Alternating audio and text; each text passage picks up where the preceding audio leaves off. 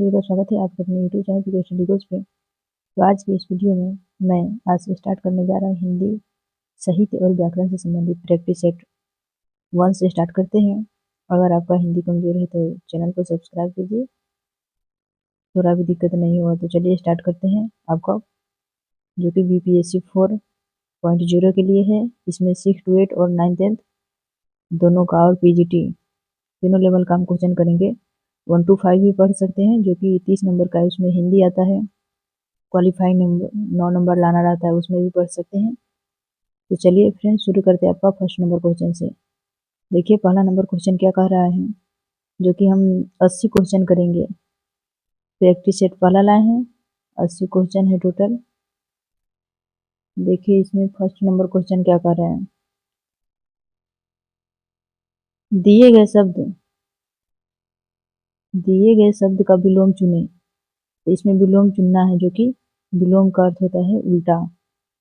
यहाँ पर हम विलोम या विपरीत अर्थक भी कर सकते हैं। तो इसमें देखिए कौन सा है, आदर का है, विलोम चुनना है। तो यहाँ पर ऑप्शन में है निरादर, उपमान, नादर और उपयुक्त में से एक से अधिक।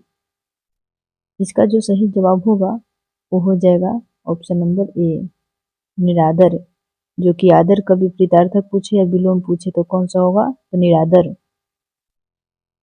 यहाँ पर अपमान है, अपमान का अगर पूछे तो अपमान का हो जाएगा समान। अपमान का विपरीतार्थक क्या हो जाएगा, तो समान हो जाएगा। और आदर का पूछे तो आदर का हो जाएगा निरादर। नेक्स्ट क्वेश्चन देखिए, हम एक एक क्वेश्चन करेंगे। नेक्स्ट क्वेश्चन है 2 नंबर क्वेश्चन है, फट पड़ना मुहावरे का सही अर्थ क्या है। इसका ऑप्शन है एकदम गुस्से में हो जाना, बिखर जाना, आश्चर्यचकित हो जाना, उपयुक्त में से एक से अधिक। इसका जो सही जवाब होगा, जो BPSC टीचर का एग्जाम होता है उसमें ऑप्शन 5 को दिया रहता है। इसी वजह से हम जो सेट बनाए हैं वो 5 को ऑप्शन देकर बनाए हैं, ताकि आपको कोई दिक्कत नहीं हो। तो चलिए देखिए यहाँ क्वेश्चन क्या पूछ रहा है, फट पड़ना मुहावरे का सही अर्थ क्या है। तो इसका सही जवाब होगा ऑप्शन नंबर ए, एकदम गुस्से में हो जाना, जिसका अर्थ होता है एकदम गुस्से में हो जाना, बातचीत करना या उत्तर देना। इसका होता है बिखर जाना का मुहावरा होता है तार तार हो जाना। बिखर जाना का मुहावरा पूछे तो क्या होता है, तार तार हो जाना, हो जाना। उसके बाद देखिए आश्चर्यचकित हो जाना, इसका क्या होगा, तो इसका होगा आश्चर्यचकित हो जाना को दंग रह जाना, दंग रह जाना। उसके बाद नेक्स्ट क्वेश्चन देखिए, 3 नंबर क्वेश्चन क्या है। 3 नंबर क्वेश्चन है नींद उड़ जाना।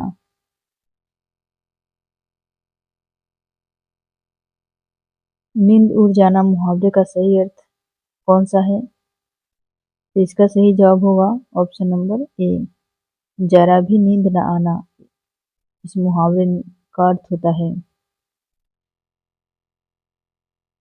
नेक्स्ट क्वेश्चन देखिए, क्वेश्चन नंबर 4 है, मैं पत्र लिखता हूँ, इस वाक्य में लिखता हूँ कौन सी क्रिया है। ऑप्शन है सकर्मक क्रिया, अकर्मक क्रिया, द्विकर्मक क्रिया और उपयुक्त में से एक से अधिक। उपयुक्त में से कोई नहीं। इसका जो आंसर होगा वो होगा ऑप्शन नंबर ए, सकर्मक क्रिया। यहाँ पर बात की गई है लिखता हूँ, इसी वजह से जिस क्रिया के साथ कर्म रहता है उसको सकर्मक क्रिया कहते हैं। जैसे मैं पत्र लिखता हूँ, राम पुस्तक पढ़ता है, तो ये सब क्या है, सकर्मक क्रिया के अंतर्गत आता है। मैं खाता हूँ सीधे रहते क्या हो गया, अकर्मक क्रिया हो जाएगा। मैं सोता हूँ तो हो जाएगा अकर्मक क्रिया। नेक्स्ट क्वेश्चन देखिए, क्वेश्चन नंबर 5 देखिए क्या है, यीशु खेलता है रचना की दृष्टि से कैसा वाक्य है। ऑप्शन है संयुक्त वाक्य, मिश्र वाक्य, सरल वाक्य, उपयुक्त में से एक से अधिक और उपयुक्त में से कोई नहीं। इसका जो आंसर होगा ऑप्शन नंबर, सही जवाब होगा ऑप्शन नंबर सी, सरल वाक्य। यीशु खेलता है रचना की दृष्टि से कैसा वाक्य है? तो सरल वाक्य है। नेक्स्ट क्वेश्चन देखिए, 6 नंबर क्वेश्चन है, दिए गए वाक्य में रेखांकित अंश को प्रतिस्थापित करने के लिए सबसे उपयुक्त विकल्प का चयन करें। तुम मुझे अपना छोटा सा भाई समझो। इसमें जो छोटा सा वो रेखांकित किया गया है वो कौन सा है, क्या है? इसका सही जवाब होगा ऑप्शन नंबर ए, छोटा भाई। छोटा सा भाई नहीं होगा, यहाँ पर क्या होगा, तुम मुझे अपना छोटा भाई समझो, जो कि सही होगा। नेक्स्ट क्वेश्चन देखिए, नेक्स्ट 7 नंबर क्वेश्चन क्या कर रहा है? 7 नंबर क्वेश्चन है, महोदय का संधि विच्छेद क्या है? तो इसमें चुनना है, सही जवाब कौन है? ऑप्शन है, ए में दिया है महो प्लस दय, बी में महा प्लस उदय, सी में है महान प्लस उदय, और डी में है उपयुक्त में से एक से अधिक, और ई में है उपयुक्त में से कोई नहीं। इसका सही जवाब होगा ऑप्शन नंबर सी, महान प्लस उदय, जो कि महोदय का संधि विच्छेद होगा। आ प्लस उ करने पर महान, आ प्लस उ यहाँ करेंगे तो क्या हो जाएगा, ओ हो जाएगा, जो कि कौन सा संधि है? तो एक गुण संधि है। नेक्स्ट क्वेश्चन देखिए, 8 नंबर क्वेश्चन है, निम्नलिखित में से कौन सा शब्द देशज है? ऑप्शन है अग्नि, प्रार्थना, खेत, उपयुक्त में से एक से अधिक, उपयुक्त में से कोई नहीं। इसका जो आंसर होगा, इसमें से कोई नहीं होगा, उपयुक्त में से कोई नहीं। नेक्स्ट क्वेश्चन देखिए, क्वेश्चन नंबर 9, आसन का अर्थ है। इसका ऑप्शन है, ए में समीप निकट, बी में समाप्ति है, सी में मृत्यु है, डी में उपयुक्त में से एक से अधिक है, और ई में है उपयुक्त में से कोई नहीं। आसन को जो अर्थ होता है सो पूछ रहा है। इसका सही जवाब होगा ऑप्शन नंबर ए, आसन का अर्थ क्या होता है? तो आसन का अर्थ समीप और निकट होता है। नेक्स्ट क्वेश्चन देखिए, 10 नंबर क्वेश्चन है, तुम लोग शब्द कौन सा सर्वनाम है? इसका ऑप्शन दिया है, देखिए कौन सा है। इसका सही जवाब होगा, देखिए ऑप्शन नंबर ई होगा। इसमें पूछा है तुम लोग, तो कौन सा सर्वनाम है क्वेश्चन था, तो कोई नहीं होगा।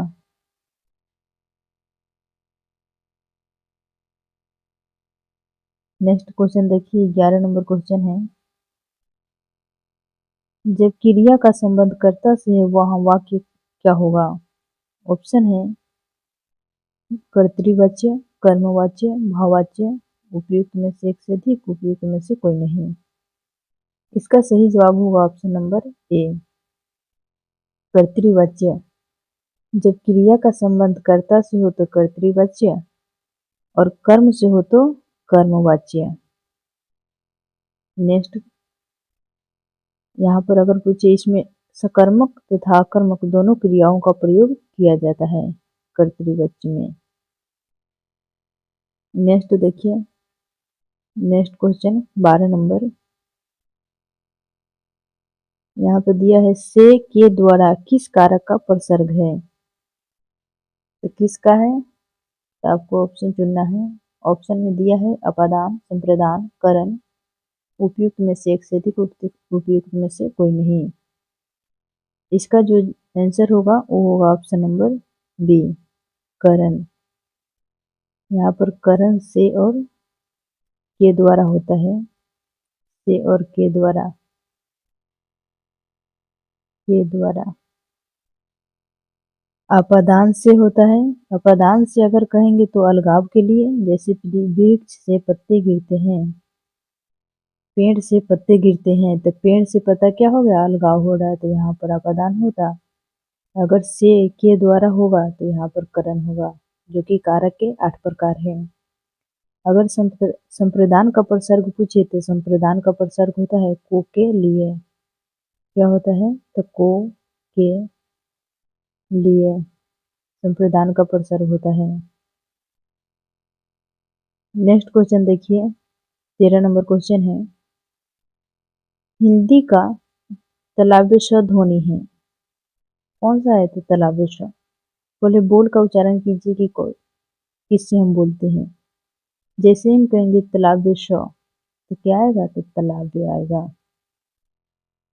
ऑप्शन में देखिए, ऑप्शन में दिया है ए मूर्धन्य, बी तालव्य और डी सी दंत्य, डी उपयुक्त में से एक से अधिक, उपयुक्त में से कोई नहीं।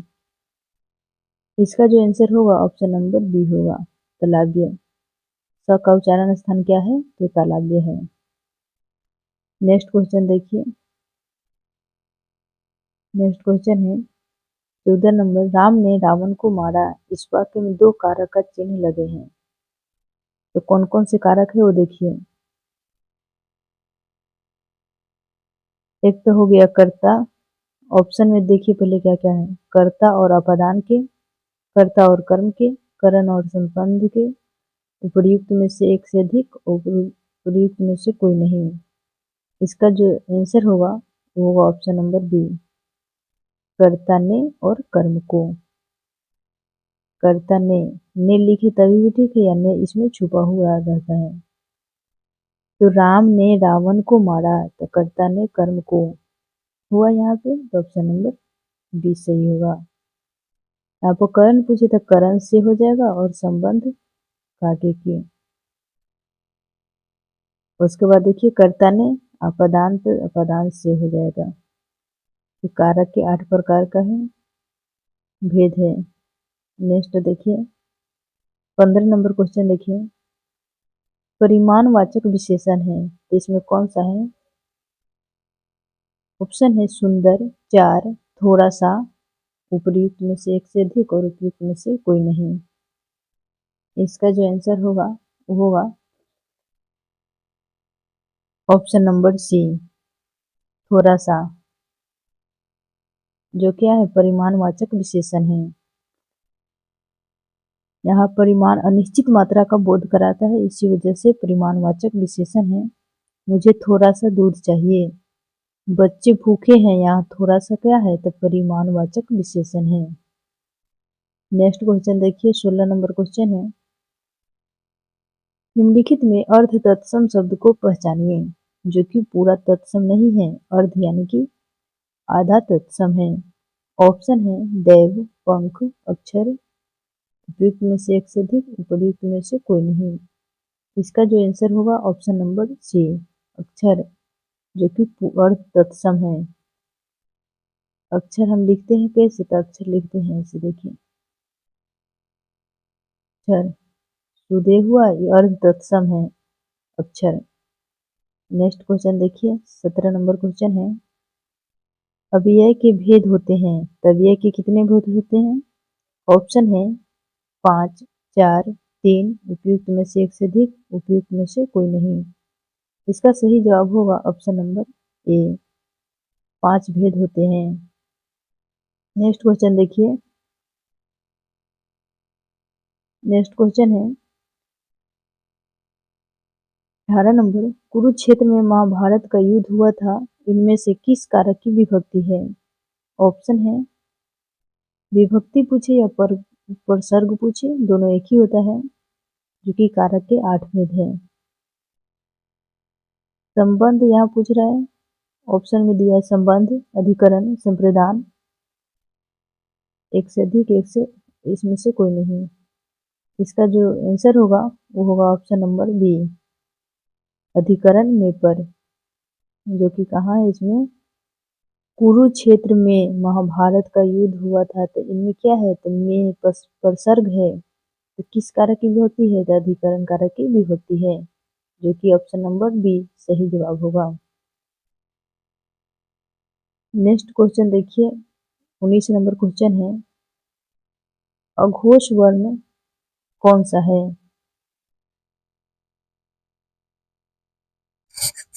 इसमें ऑप्शन है अ, ज, ह। इसमें से एक से अधिक और इनमें से कोई नहीं। इसका जो आंसर होगा ऑप्शन नंबर ई होगा, इनमें से कोई नहीं। देखिए, अघोष हम कहते हैं किसको?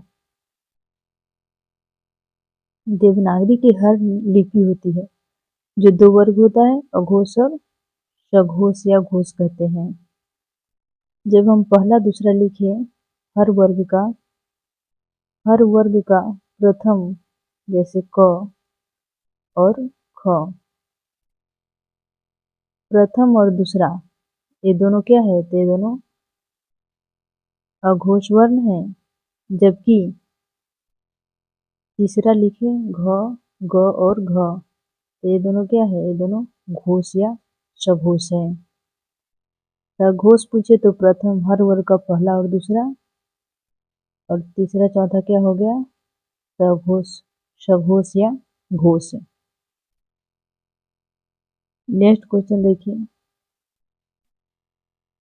20 नंबर क्वेश्चन।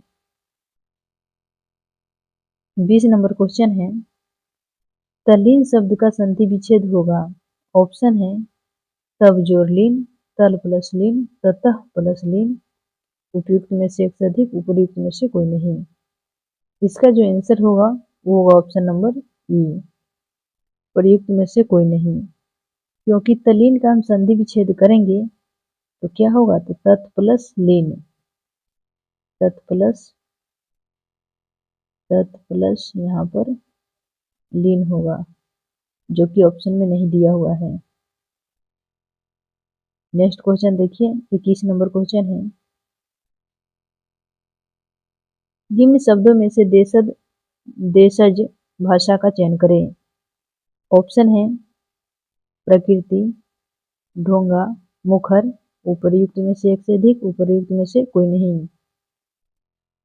इसका जो आंसर होगा वो होगा ऑप्शन नंबर बी, डोंगा, जो कि देशज भाषा का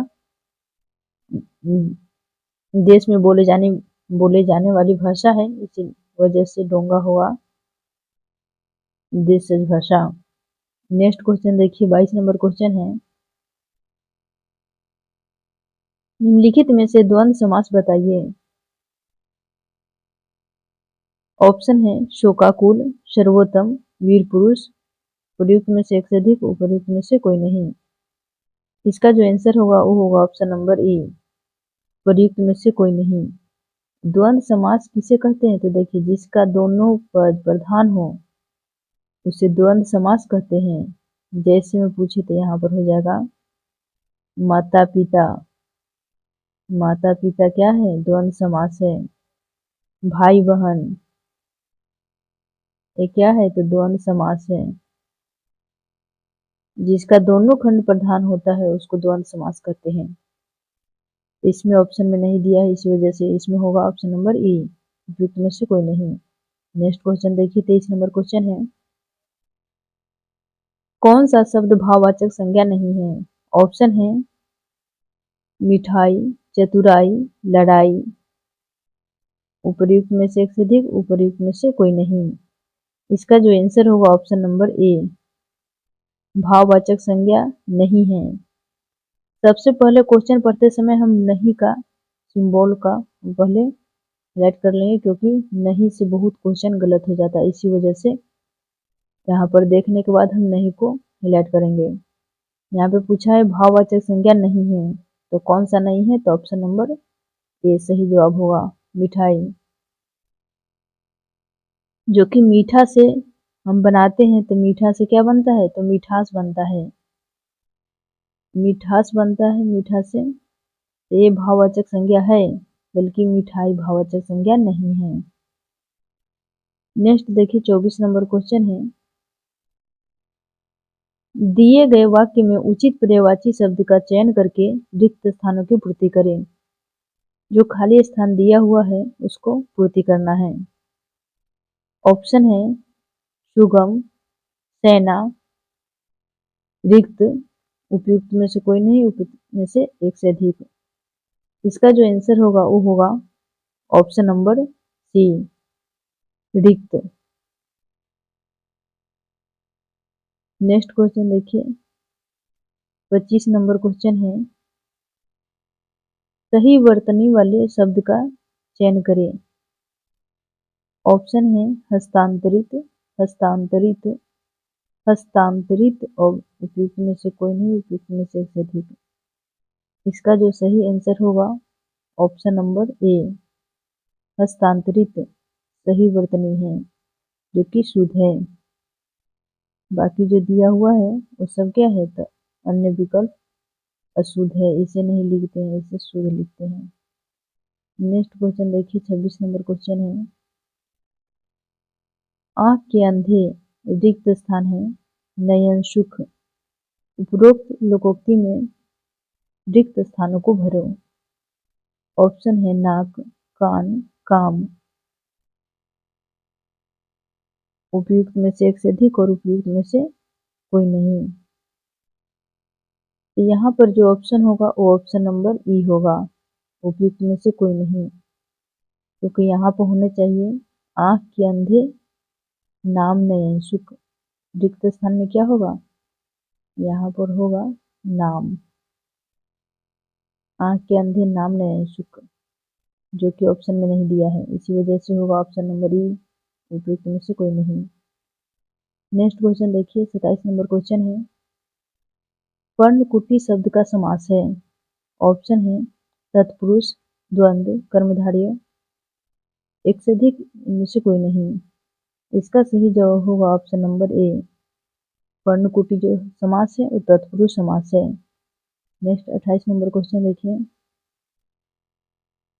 कौन सा शब्द भाववाचक संज्ञा नहीं है। ऑप्शन है मिठाई, चतुराई, लड़ाई। उपयुक्त में से एक से अधिक, उपयुक्त में से कोई नहीं। इसका सही जवाब होगा ऑप्शन नंबर ए, मिठाई, जो कि भाववाचक संज्ञा नहीं है। मीठा से भाववाचक संज्ञा बनाने पर हम मिठास बनाते हैं, जो कि हम पिछले क्वेश्चन में बताए हैं, इसी वजह से भाववाचक संज्ञा नहीं है। नेक्स्ट क्वेश्चन देखिए 29 नंबर क्वेश्चन है, प्रत्युत्पन्नमति शब्द में कौन सा उपसर्ग है। ऑप्शन है प्रत्यु, प्रति, इनमें से कोई नहीं, इनमें से एक से अधिक। इसका जो आंसर होगा वो आंसर होगा ऑप्शन नंबर बी, प्रति, जो कि उपसर्ग है। प्रत्युत्पन्नमति का उपसर्ग कौन सा है, तो प्रति है। नेक्स्ट 30 नंबर क्वेश्चन है, वो अगले साल आएगा इस वाक्य में कौन सा कारक है। ऑप्शन देखिए, इसका जो आंसर होगा वो आंसर होगा ऑप्शन नंबर सी, अधिकरण कारक। नेक्स्ट क्वेश्चन देखिए, नेक्स्ट क्वेश्चन है, दिए गए वाक्य में गलत वर्तनी ज्ञात कीजिए। अध्ययन जीवन की महत्वपूर्ण प्रक्रिया है, इसमें जो गलत है वो पूछा गया है। ऑप्शन है अध्ययन महत्वपूर्ण प्रक्रिया, उपयुक्त में से एक से अधिक और उपयुक्त में से कोई नहीं। इसमें जो गलत लिखा गया है इसका आंसर होगा ऑप्शन नंबर ए, अध्ययन। अध्ययन नहीं होता है, तो यहाँ पर क्या होना चाहिए, अध्ययन होना चाहिए, ऐसे अध्ययन, अध्ययन नहीं होता है। नेक्स्ट देखिए 32 नंबर क्वेश्चन क्या कह रहा है। 32 नंबर क्वेश्चन है, तालव्य व्यंजन है। ऑप्शन है द, ट, ड और ढ, छ, छ, ज, झ, थ, थ, द, थ।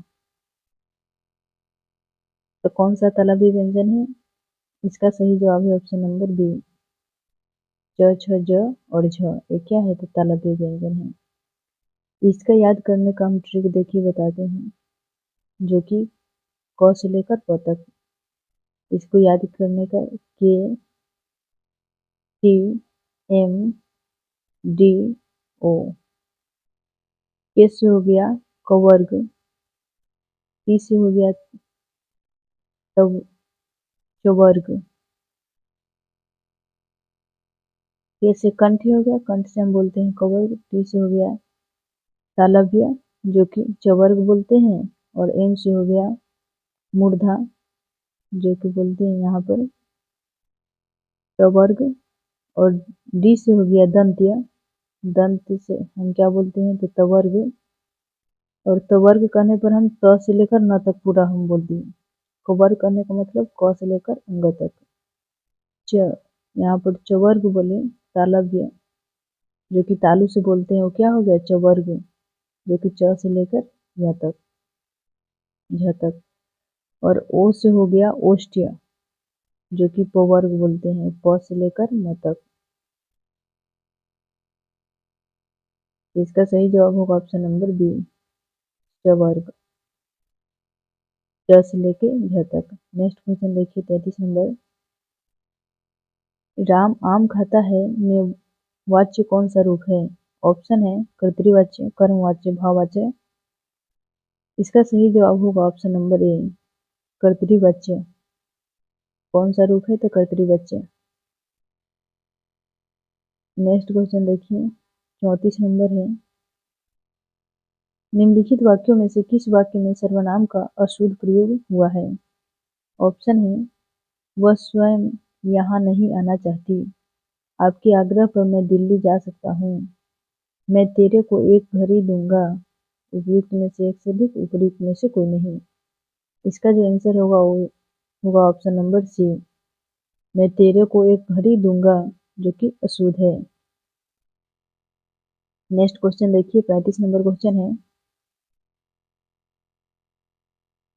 कौन सा शब्द पुल्लिंग है? ऑप्शन है मंजिल, भरमार, मर्यादा। इसका सही जवाब होगा ऑप्शन नंबर ए, उपयुक्त में से कोई नहीं। पुलिंदा, पुल्लिंग शब्द है, कागज, कपड़े आदि बंधे पुलिंदा कहते हैं।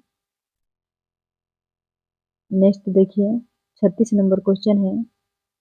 कृतकृत का समास है, तो कौन सा समास है? ऑप्शन है तत्पुरुष, अव्ययी भाव, कर्मधारय, प्रयुक्त में से एक से अधिक, उपयुक्त में से कोई नहीं। इसका सही जवाब होगा ऑप्शन नंबर सी, कर्मधारय समास है। नेक्स्ट क्वेश्चन है 37 नंबर। जो युद्ध में स्थिर रहता है उसको क्या कहते हैं? एक शब्द में देना है इसका। ऑप्शन है बहादुर, योद्धा, युधिष्ठिर, इनमें से एक से अधिक और इनमें से कोई नहीं। इसका सही जवाब होगा ऑप्शन नंबर सी, युधिष्ठिर। जो युद्ध में स्थिर रहता है उसको क्या कहते हैं तो युधिष्ठिर।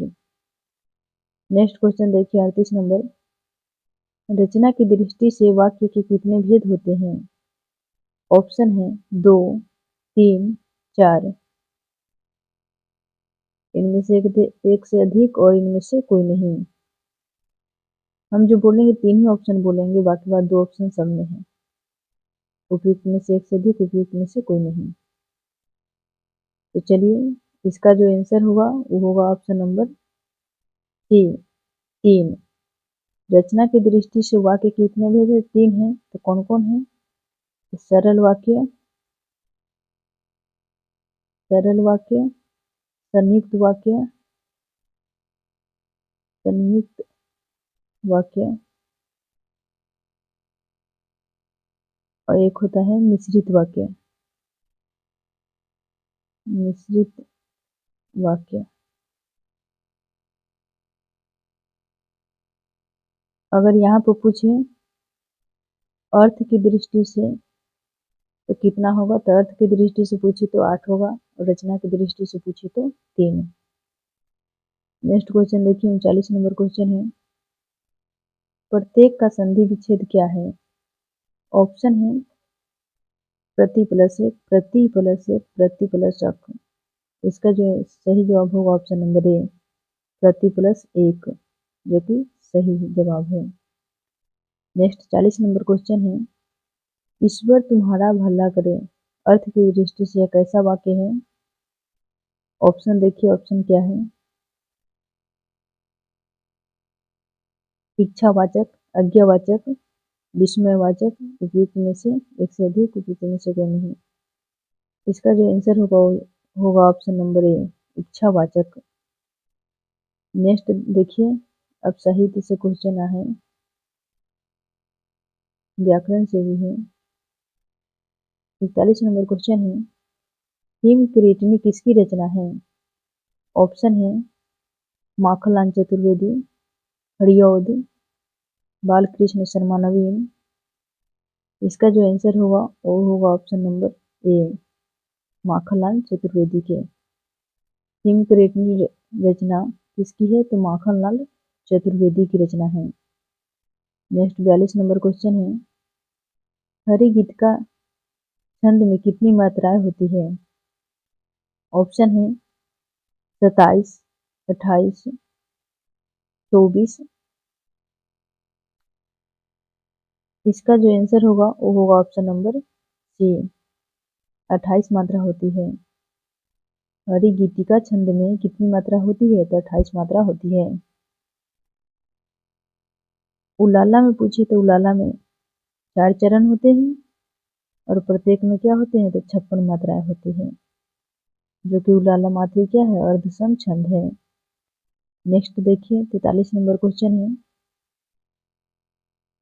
दुख ही जीवन की कथा रही, क्या कहूँ जो आज कही नहीं, ये किसकी प्रसिद्ध उक्ति है?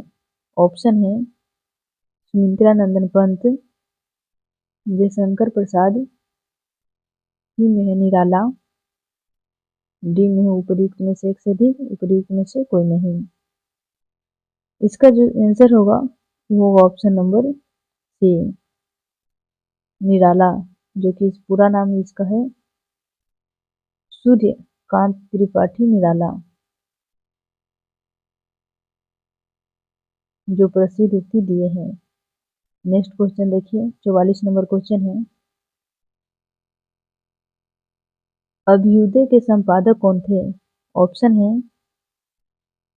गुलाब राय, मदन मोहन मालवीय, माखनलाल चतुर्वेदी, उपर्युक्त में से एक से अधिक, उपर्युक्त में से कोई नहीं। इसका सही जवाब होगा option number B, Madan Mohan Malviya. Next 45 number question है, इनमें से कौन सी बोली पश्चिमी हिंदी की बोली नहीं है? ऑप्शन है कनौजी, बघेली, ब्रजभाषा। इसमें जो आंसर होगा वो होगा ऑप्शन नंबर बी, बघेली, जो कि पश्चिमी हिंदी का नहीं है। तो बघेली फिर किसका है? ये है बघेली किसका है? तो ये है अर्धमागधी फ्रांस के, जो कि होता है उसका ABC अवधि, ठीक होता है ABC। ए से हो गया अवधि, बी से हो गया बघेली, और सी से हो गया छत्तीसगढ़ी। नेक्स्ट क्वेश्चन देखिए, 46 नंबर क्वेश्चन है, माधुर्य गुण किस रस में प्रयुक्त होता है? ऑप्शन है रौद्र रस, श्रृंगार रस, वीर रस। इसका जो आंसर होगा वो होगा ऑप्शन नंबर बी, माधुर्य गुण किस रस में होता है? तो माधुर्य गुण श्रृंगार रस में प्रयुक्त होता है। नेक्स्ट क्वेश्चन देखिए, नेक्स्ट क्वेश्चन है, चंद्रगुप्त किसका प्रसिद्ध नाटक है? ऑप्शन है धर्मवीर भारती, जयशंकर प्रसाद, लक्ष्मी नारायण लाल। इसका सही जवाब होगा option number B, Jaishankar Prasad की। नेक्स्ट क्वेश्चन है, टोटल हम 80 क्वेश्चन करेंगे, जो प्रैक्टिस सेट 1 है, जो कि टोटल हिंदी व्याकरण और हिंदी साहित्य का क्वेश्चन है। 48 नंबर क्वेश्चन देखिए, संविधान की 8वीं अनुसूची में निम्न में से कितनी भाषाओं का उल्लेख है? ऑप्शन है 21, 23, 22। इसका सही जवाब होगा ऑप्शन नंबर सी, 22 भाषाओं का उल्लेख है,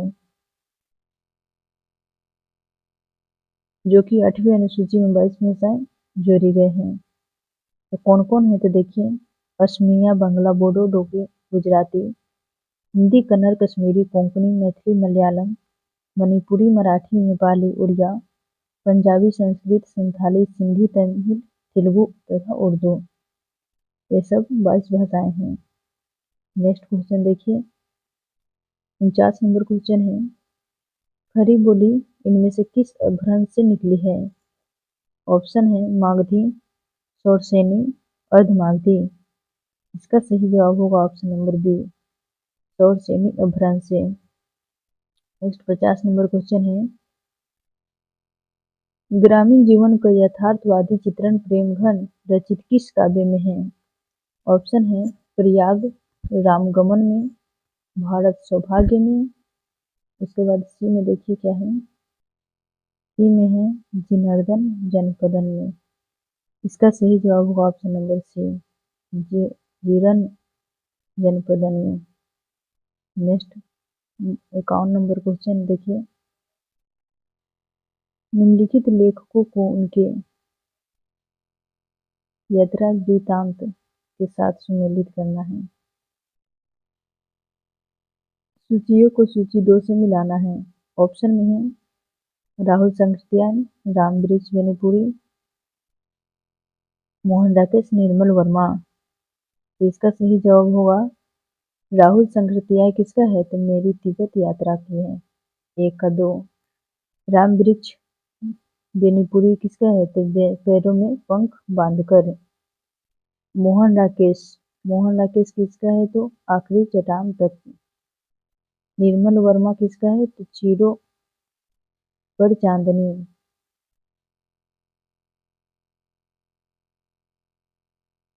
इसका देखिए ऑप्शन नंबर है ऑप्शन नंबर सी, पहले तीसरा, उसके बाद चौथा, पहला तो दूसरा। नेक्स्ट देखिए 52 नंबर क्वेश्चन है, अमृत और विष किनकी प्रसिद्ध उपन्यास है? ऑप्शन है भीष्म साहनी, अमृतलाल नागर, रघुवीर सहाय। इसका सही जवाब होगा ऑप्शन नंबर बी, अमृतलाल नागर जी का। नेक्स्ट 53 नंबर क्वेश्चन है, काव्य ग्रंथों को उनके रचनाकारों के साथ सुमेलित करना है। हिमतरंगिणी, हिमतरंगिणी किसका है? हिमतरंगिणी कृपा राम जी का है। प्रेम वाटिका किसका है? प्रेम वाटिका रसखान जी का।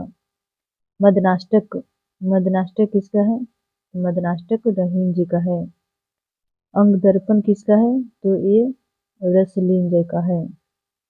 और बिहारी किसका है? तो बिहारी है बिहारी सतसई। बिहारी किसका है? तो बिहारी सतसई का है।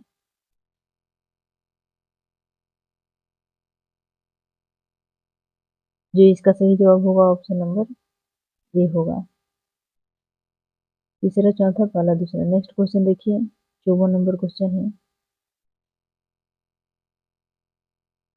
दुख की जीवन की कथा रही क्या कहूँ आज जो नहीं कही, उपयुक्त पंक्ति में कौन सा रस है? जो कि हम पिछले भी क्वेश्चन कराए हैं। इसका आंसर कमेंट में जरूर बताइए, जो कि 5 सेकेंड का टाइम देते हैं।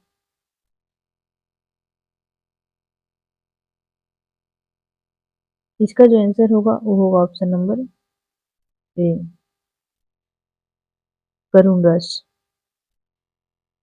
जो कि दुख की बात करें तो दुख में क्या होगा? तो करुण रस होगा। प्रेम की बात करें तो प्रेम में श्रृंगार रस होगा। और जुगुप्सा में बोले तो जुगुप्सा में विभत्स रस। नेक्स्ट क्वेश्चन देखिए 55 नंबर, इनमें से कौन सी बोली पश्चिमी हिंदी के अंतर्गत नहीं आती है? ऑप्शन है खड़ी बोली, अवधी, कनौजी। इसका सही जवाब होगा ऑप्शन नंबर बी, अवधी, जो कि पश्चिमी हिंदी के अंतर्गत नहीं आती है। नेक्स्ट क्वेश्चन देखिए, नेक्स्ट गद्यांश से संबंधित क्वेश्चन है, जो कि हम पढ़ते हैं गद्यांश, उसके बाद हम करेंगे। जो 56 से लेकर 60 तक है ये गद्यांश से क्वेश्चन है। तो गद्यांश देखिए पढ़ते हैं, अमावस्या के अंधकार को यम का दूत समझा जाता था, ध्यान पूर्वक पढ़िएगा, और उन्हीं को पूजा के लिए दीप जलाए जाते थे। आज यम को मृत्यु का देवता मानकर उनकी अचानक कल्पना कर ली गई, परंतु ऋग्वेद में ये जीवन और मांगल्य के प्रतीक थे। दीपावली का पर्व स्मृतियों का संसार लेकर आता है। इसी पुनीत अवसर का मर्यादा पुरुषोत्तम श्री राम चंद्र ने दुराचारी लंकेश का संहार करके अयोध्या की ओर प्रस्थान किया था। साकेत निवासियों ने इसी प्रसन्नता में दीप जलाए थे। कार्तिक की इसी अमावस्या के दिन द्वापर युग में श्री कृष्ण ने क्रूर कर्मी बकासुर का वध किया था। जैनमत के 24वें तीर्थकर महावीर स्वामी का भी यह निर्वाण दिवस है। 15वीं शताब्दी में इसी दिवाली के दिन सिखों के प्रथम गुरु नानक देव की मृत्यु हुई थी। इसी दिन स्वामी रामतीर्थ और आर्य समाज के संस्थापक स्वामी दयानंद सरस्वती ने अनंत की राह ली थी। इस प्रकार यह महोत्सव इन सब महापुरुषों को याद दिलाकर मनुष्य मात्र उनको दिखलाए मार्ग पर चलने की प्रेरणा देता है। देखिए गद्यांश पढ़ लिया, अब क्वेश्चन करते हैं। क्वेश्चन है, अमावस्या के अंधकार को क्या समझा जाता था? ऑप्शन है कल्याण का दूत, यम का दूत, ईश्वर का दूत। इसका सही जवाब होगा ऑप्शन नंबर बी। क्या समझा जाता था? तो यम का दूत। नेक्स्ट 57 नंबर क्वेश्चन देखिए, दिवाली का पर्व कौन सा संसार लेकर आता था? इसका सही जवाब होगा ऑप्शन नंबर सी, स्मृतियों का संसार। नेक्स्ट क्वेश्चन है, अयोध्या वासियों ने इस दिन दीपक क्यों जलाए थे? दीप जो जलाए थे वो किस लिए जलाए थे? तो इसका सही जवाब है option number C, Shri Ramchandra के आने की खुशी में। नेक्स्ट क्वेश्चन देखिए, 59 नंबर है, 15वीं शताब्दी में इस दिन क्या हुआ था? ऑप्शन है सिखों के चौथे गुरु की मृत्यु हुई थी, सिखों के प्रथम गुरु की मृत्यु हुई थी, सिखों के छठे गुरु की मृत्यु हुई थी। इसका सही जवाब है ऑप्शन नंबर बी, सिखों के प्रथम गुरु की मृत्यु हुई थी। जो कि प्रथम गुरु कौन थे? तो प्रथम गुरु कौन थे? तो गुरु नानक जी थे, गुरु नानक जी। नेक्स्ट क्वेश्चन देखिए, 60 नंबर क्वेश्चन है, अंधकार शब्द का विलोम शब्द लिखिए। ऑप्शन है प्रकाश, रात्रि, अंधेरा। इसका सही जवाब होगा option number A, Prakash. Next question देखिए, नेक्स्ट क्वेश्चन है, गद्यांश से फिर हम करेंगे। तो देखिए गद्यांश पहले पढ़ते हैं, उसके बाद हम फिर क्वेश्चन करेंगे। तो ध्यानपूर्वक पढ़िएगा, उसके बाद क्वेश्चन कीजिएगा जो कि पूरा समझ में आएगा। इसमें 61 से 65 तक 5 क्वेश्चन दिया हुआ है। हमारी परंपरा महिमामय, उत्तराधिकारी विपुल और संस्कार उज्जवल है। हमारे अनजान में भी ये बातें हमें एक खास दिशा में सोचने की प्रेरणा देती है। ये जरूर है कि परिस्थितियां बदल गई है, उपकरण नए हो गए हैं और उलझनों की मात्रा में भी बहुत बढ़ गई है, पर मूल समस्याएं बहुत अधिक नहीं बदली है। भारतीय चित्त जो आज भी अधीनता के रूप में न सोचकर स्वाधीनता के रूप में सोचता है, वह हमारे दीर्घकालीन संस्कारों का फल है। वह स्व के बंधन को आसानी से नहीं छोड़ सकता। अपने आप पर अपने आप के द्वारा लगाया हुआ बंधन हमारी संस्कृति की बड़ी भारी विशेषता है। इसमें ऐसा नहीं मानता है कि जो कुछ पुराना है, जो कुछ हमारा विशेष है, उससे हम चिपटे ही रहे। पुराने का मोह सब समय वांछनीय ही नहीं होता। मेरे बच्चे को गोद में दबाए रहने वाली बंदर या मनुष्य का आदर्श नहीं बन सकती, परंतु ऐसा भी नहीं सोच सकता कि हमारे अनुसंधित्सा के नशे में चूर होकर अपना सब रस खो दे। यहाँ से क्वेश्चन देखिए, क्वेश्चन है, प्रयुक्त अवतरण के आधार पर निम्नलिखित में से कौन सा कथन सही नहीं है? ऑप्शन है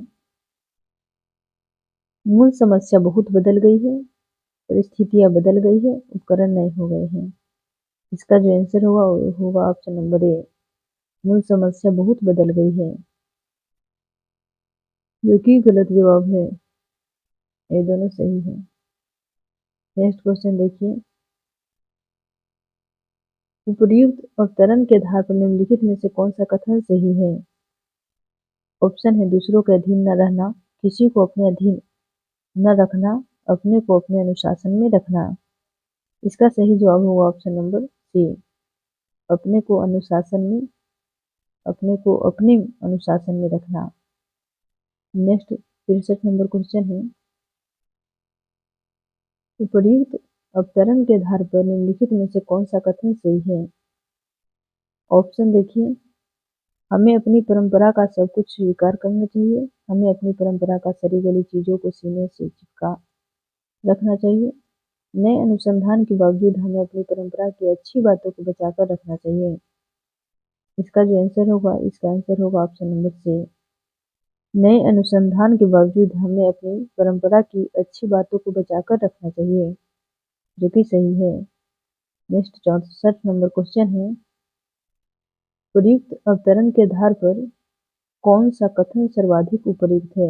ऑप्शन है, पुराने कामी हमेशा अपेक्षित है, और बी में देखिए क्या लिखा है, बी में है पुराने को विवेक पूर्वक ग्रहण करना चाहिए, सी में है पुराने का पूरी तरह निषेध वांछनीय है, डी में है उपयुक्त में से एक से अधिक, उपयुक्त में से कोई नहीं।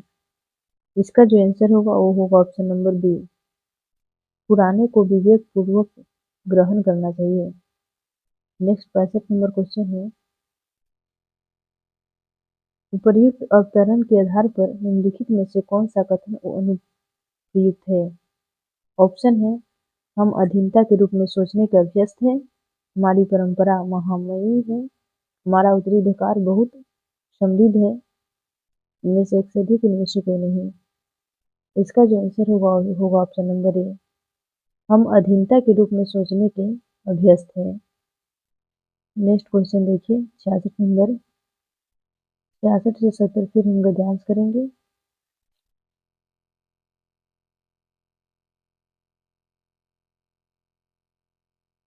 विपत्ति केवल डरपोक व्यक्ति को ही भयभीत करती है, कायर विपत्ति से डरकर अपने पांव मार्ग से पीछे खींच लेता है, लेकिन वीर पुरुष घबराते नहीं, वे अपना धैर्य और संयम बनाए रखते हैं, वे आने वाली विघ्न बाधाओं के सामने चट्टान की तरह अडिग खड़े रहते हैं। वीर पुरुष विकट परिस्थितियों में भी संकटों से संघर्ष करते हैं और उन्हें बाहर निकालने का रास्ता ढूंढ निकालते हैं। वे संकट को विजय हासिल करने की दम लेते हैं। वीर पुरुष संकटों से भी कभी प्रभावित नहीं होते, वे संकट में न तो कभी उफ करते हैं और न ही संकटों के सामने कभी झुकते हैं। मंजिल की राह आने वाली विघ्न बाधाओं को जड़ से समाप्त कर उन्हीं को विजय पाने के लिए निरंतर प्रयत्न करते रहते हैं। देखिए अब यहाँ से क्वेश्चन करते हैं। क्वेश्चन है, वे धैर्य और संयम बनाए रखते हैं, इस वाक्य का काल पहचानिए। ऑप्शन है, अपूर्ण वर्तमान काल, पूर्ण वर्तमान काल, सामान्य वर्तमान काल, उपयुक्त में से एक से अधिक, उपयुक्त में से कोई नहीं। इसका जो आंसर होगा ऑप्शन नंबर सी, सामान्य वर्तमान काल। वर्तमान काल के कितने भेद है, तो वर्तमान काल के 3 भेद है, सामान्य वर्तमान, संदिग्ध वर्तमान और अपूर्ण वर्तमान। नेक्स्ट क्वेश्चन देखिए 67 नंबर क्वेश्चन है, वीर शब्द का स्त्रीलिंग क्या है।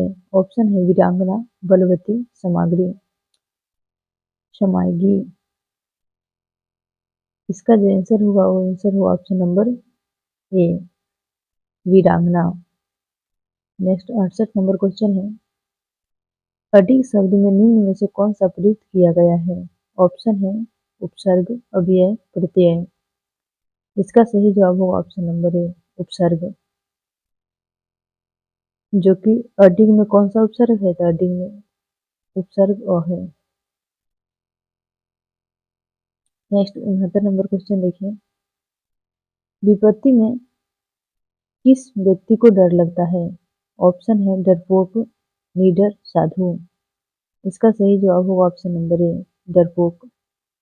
नेक्स्ट 70 नंबर क्वेश्चन है, वीर पुरुष विकट परिस्थितियों के सामने डॉट डॉट किसकी तरह अडिग रहते हैं।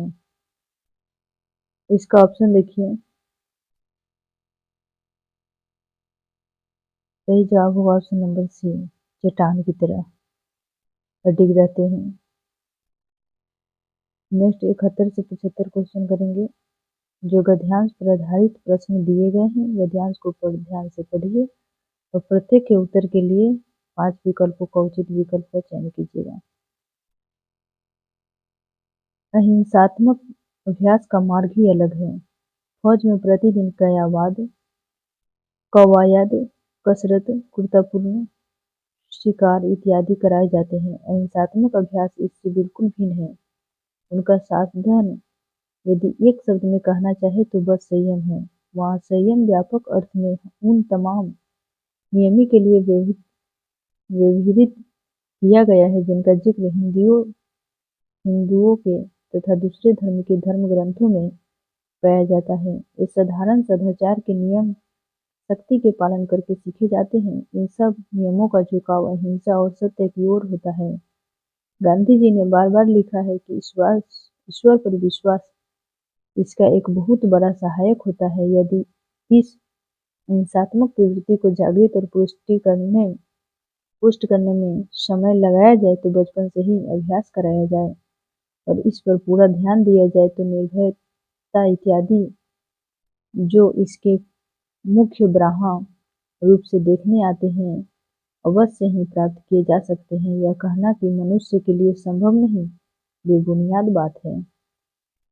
देखिए यहाँ से क्वेश्चन है, उपर्युक्त गद्यांश का सर्वाधिक उपयुक्त शीर्षक कौन सा है? ऑप्शन है सदाचार का महत्व, ईश्वर भक्ति और सत्य, अहिंसा का मार्ग।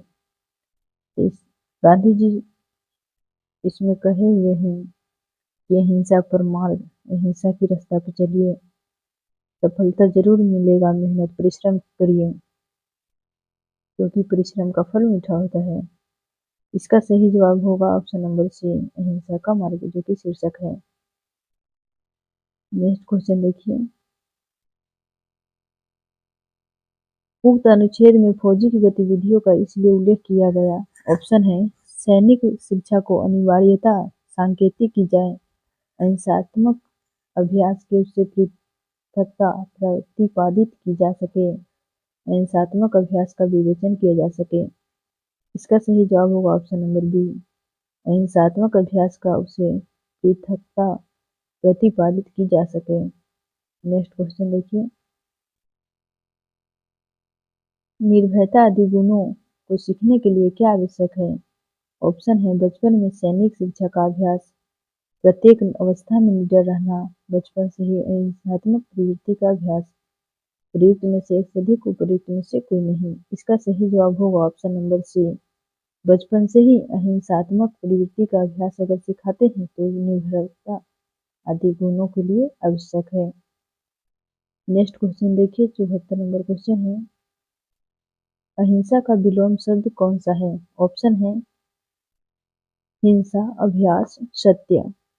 इसका सही जवाब होगा ऑप्शन नंबर ए, हिंसा। नेक्स्ट क्वेश्चन देखिए,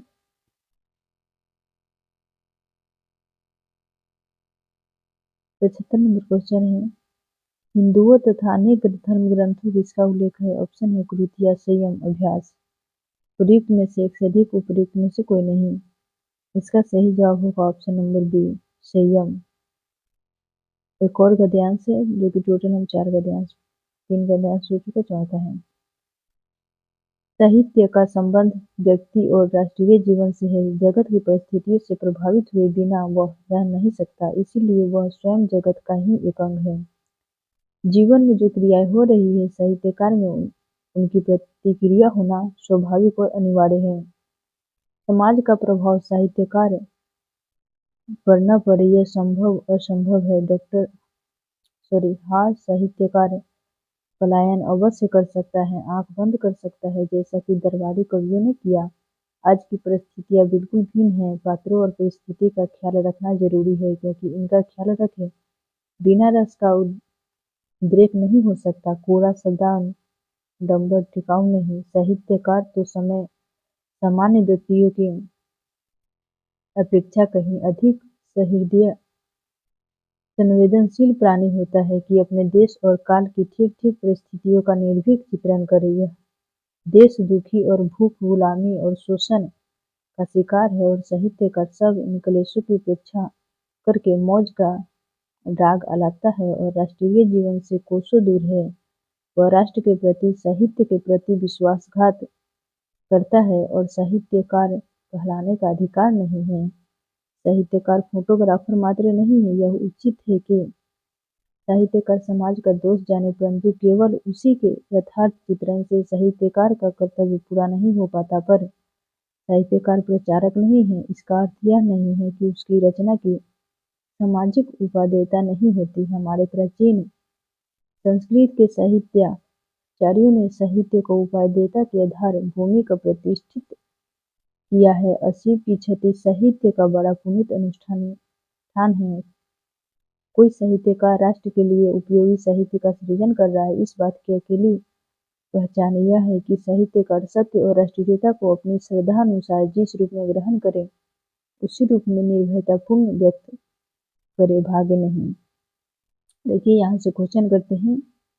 क्वेश्चन है, उपरोक्त अनुच्छेद के आधार पर निम्नलिखित में से कौन सा कथन सही है? ऑप्शन है, साहित्यकार प्रचारक नहीं है, साहित्यकार साहित्यकार रचना की सामाजिक उपादेयता नहीं है, साहित्यकार फोटोग्राफर के समकक्ष है। इसका सही जवाब होगा ऑप्शन नंबर ए, साहित्यकार प्रचारक नहीं है।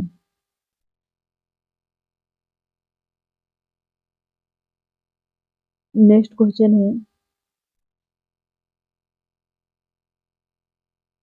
उपयुक्त अनुच्छेद के आधार पर निम्नलिखित में से कौन सा कथन सही नहीं है? ऑप्शन है, रचना की सामाजिक उपादेयता होती है, साहित्यकार पर समाज का प्रभाव पड़ना आवश्यक नहीं है। सी में है, साहित्य का संबंध राष्ट्रीय जीवन से है। डी में उपरोक्त में से एक से अधिक, उपरोक्त में से कोई नहीं। इसका सही जवाब होगा ऑप्शन नंबर बी, साहित्यकार पर समाज का प्रभाव पड़ना आवश्यक नहीं है।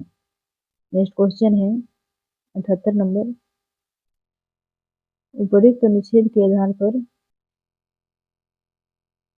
राष्ट्र के लिए उपयोगी साहित्य सर्जक का पहचान क्या है? ऑप्शन है, पात्रों और परिस्थितियों के प्रति निरपेक्षता, साहित्यकार की संवेदनहीनता, सत्य का ग्रहण और निर्भयतापूर्वक अभिव्यक्ति। उपयुक्त में से एक से अधिक, उपयुक्त में से कोई नहीं। इसका सही जवाब होगा ऑप्शन नंबर सी, सत्य का ग्रहण, निर्भयतापूर्ण अभिव्यक्ति। नेक्स्ट क्वेश्चन है, उपरोक्त अनुच्छेद के आधार पर साहित्य का पुनीत अनुष्ठान क्या है? ऑप्शन है, रसानुभूति की अपेक्षा, असीम की क्षति, मौज का राग अलापना। उपरोक्त में से एक से अधिक, उपरोक्त में से कोई नहीं। इसका सही जवाब होगा ऑप्शन नंबर बी, असीम की क्षति। लास्ट क्वेश्चन 80 नंबर क्वेश्चन है, उपयुक्त अनुच्छेद के आधार पर साहित्यकार के लिए पात्रों और परिस्थितियों का ख्याल रखना क्यों जरूरी है? ऑप्शन है, साहित्यकार के प्रति विश्वासघात के लिए, शब्दाडंबर के लिए, रस के उद्रेक के लिए। ऑप्शन, इसका सही जवाब होगा ऑप्शन नंबर सी, रस के उद्रेक के लिए। Thanks for watching us. मिलेंगे नेक्स्ट वीडियो में। जय हिंद, जय भारत।